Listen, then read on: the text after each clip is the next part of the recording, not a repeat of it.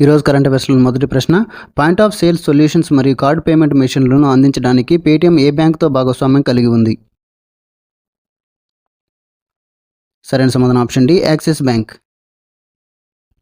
లావాదేవీ సామర్థ్యం, స్టోర్ నిర్వహణ మరియు వ్యాపారాల కోసం కస్టమర్ ఎంగేజ్మెంట్ని మెరుగుపరచడం ఈ సహకారం లక్ష్యం. బ్యాంక్ ఆఫ్ బరోడా ప్రారంభించిన కొత్త యూపీఐ చెల్లింపు యాప్ పేరేంటి?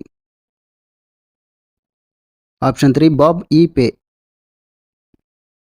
ఈ యాప్ ఆగస్టు 2024లో ఆండ్రాయిడ్ మరియు ఐఓఎస్లో అందుబాటులో ఉంటుంది. ఐఆర్డీఏఐ ఏ రకమైన బీమా పాలసీలకు సంబంధించి దాని మార్గదర్శకాలను సవరించింది? దీర్ఘకాలిక మోటార్ బీమా పాలసీలు.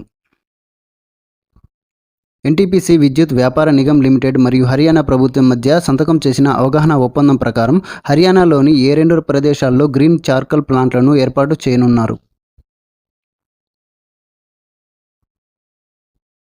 ఆప్షన్ 3, బంద్వారి మరియు మోతుకా. బంద్వారి గురుగ్రామ్లో ఉంది మరియు మోతుకా ఫరీదాబాద్లో ఈ ప్లాంట్లను ఏర్పాటు చేయనున్నారు. ఒక్కో ప్లాంట్కు దాదాపు 500 కోట్ల రూపాయల ఖర్చు అవుతుందని, రోజు 1500 టన్నుల వ్యర్థాలను బొగ్గుగా మారుస్తామన్నారు. 2024-25 సంవత్సరానికి institute of cost accountants of India 67వ ప్రెసిడెంట్గా ఎవరు నియమితులయ్యారు? Correct answer option 3, Bibhuti Bhushan Nayak. ఈ గ్రాండ్ ఫిక్స్లో ఆస్కార్ ప్రియాస్త్రీ తన మొట్టమొదటి ఫార్ములా 1 టైటిల్ విజయాన్ని సాధించాడు. Correct answer option 1, Hungarian grand fix. Paris Olympics ప్రారంభ వేడుకలు ఫ్రాన్స్లో ఎక్కడ జరుగుతున్నాయి? సీన్ నది. 2034 వింటర్ ఒలింపిక్స్ మరియు పారా ఒలింపిక్స్కు ఆతిథ్యం ఇవ్వడానికి ఏ నగరం ఎంపిక చేయబడింది? Stall lake city.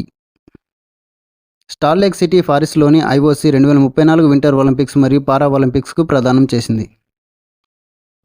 International film festival of India 55 మరియు 56 ఎడిషన్లకు ఫెస్టివల్ డైరెక్టర్గా ఎవరు నియమితులయ్యారు? Correct answer option 4, Shekhar Kapoor.